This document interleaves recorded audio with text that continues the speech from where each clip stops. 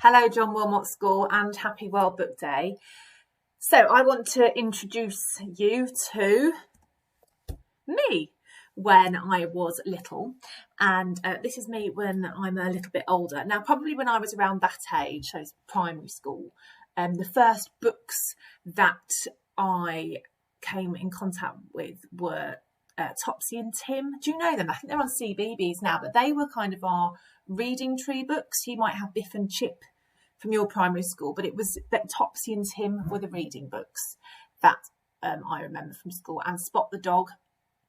We also had Meg and Mog, and one book that remains a favourite to this day, I thought it was just amazing, was a book called The Jolly Postman. Have you ever seen it? And it's got all envelopes and you can take the letters out, and it's got all different fairy tale characters and nursery rhyme characters in it. I just thought it was amazing.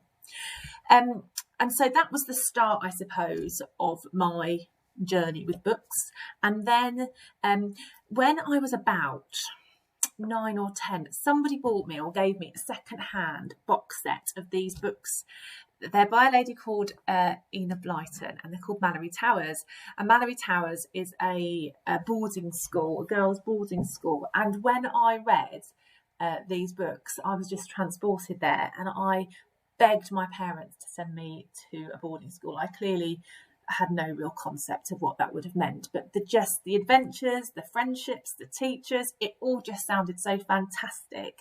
I had a real obsession with them, and that was, I suppose, my first introduction to a series of books that when you read one you could read another, and you could follow these characters and get to know them. And then they progressed to when I was about 11, 12 maybe, so kind of early secondary school. Another series of books, wow, Sweet Valley High, also made it into a TV programme. But Sweet Valley High started with Sweet Valley Twins. They were when they were younger, Elizabeth and Jessica, and then evolved into Sweet Valley High, and it just followed these twin sisters, kind of their adventures growing up and their friendship groups and their relationships. And every now and then they'd bring out a super edition, which was like a really big book, and I absolutely loved them. I had loads of them, and they had numbers on the spines so you could see which ones you were missing, and they were just fantastic, really addictive.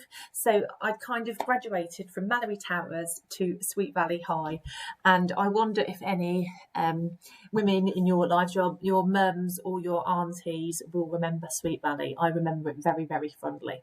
And then I suppose as I got to 12, 13, early teenage years, I moved away from series, and this was probably my first book that I remember kind of finding myself and really enjoying. It's Pet Sematary, and it is enduring, so I would recommend it. It's by Stephen King, and it's about just this pet cemetery with the most unbelievable but really gripping kind of power or narrative around it.